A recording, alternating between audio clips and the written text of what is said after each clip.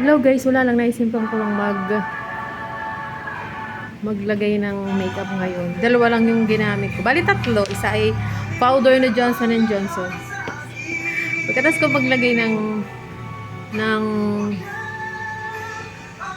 ano to, lip gloss.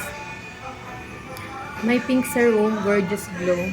Yan oh, sobrang pink niya. Tapos glossy. Tapos itong Revlon number 20, Ravishing Rose Ravissant. Yan. Revlon. Ito nyo naman. Oh, tapos naglagay lang ako ng pulbo, Johnson & Johnson. Ah, diba? Ganda ng ano niya. Nabuhayan. Ang maput ng maputla lagi. So, yan. Diba? So, yun lang guys. Sa mga tamad mag-makeup dyan, tatlo lang okay na. Tatlong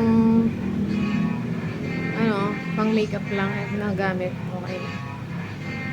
Gorgeous Glow and the Revlon. Yan. Kung kulay ko nga, hindi ko pa nakahit eh. Tapos wala din akong, hindi kasi ako marunong nun, pero gusto ko yun yung nilalagay dito sa ibabaw ng mata. Anong tawag doon sa nilalagay sa ibabaw ng mata na parang pentel pen? Eyeliner.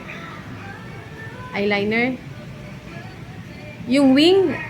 Para sa wing eye? Ah.